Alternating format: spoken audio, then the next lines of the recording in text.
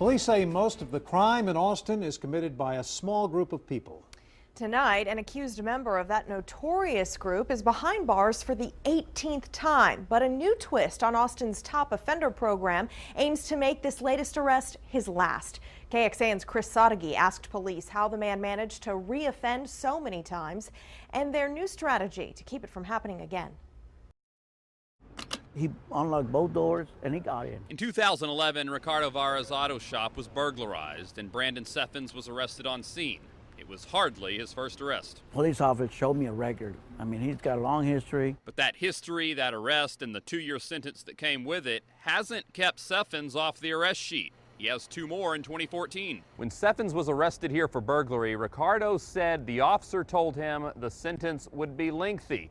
Now 3 years and a few more arrests later, Ricardo says he's disappointed with the system. I don't see why he keeps on being bailed out when he keeps committing the same crime over and over again. We asked Austin police why. They said Seffens was labeled as a top offender, but crime analyst Ron McKay said up until recently, that didn't mean much. If they were labeled as a top offender, they got arrested and they said, oh, you're a top offender, that's nice. There wasn't any teeth to the program.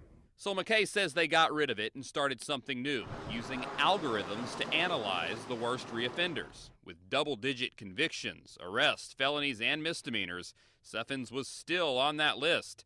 And after a theft charge at HEB this week, under the new top offender system, police ask that his bond be increased. That's the great hope, yes, is to get a higher bond and ultimately a higher conviction rate for some of our worst of the worst. The new program will work with magistrate judges for higher bonds and prosecutors for tougher sentences to keep reoffenders in a place they can't reoffend. In North Austin, Chris Sadeghi, KXAN News. And Austin police took a careful approach when they revamped their offender list last year. A spokesman tells us they used a new algorithm, as Chris mentioned, to narrow the top offender list from 2,000 down to just 140 names. Police are also working closely with prosecutors to make sure repeat offenders stay behind bars. In January, APD Chief Art Acevedo said keeping known criminals in jail is one of the biggest challenges the department faces.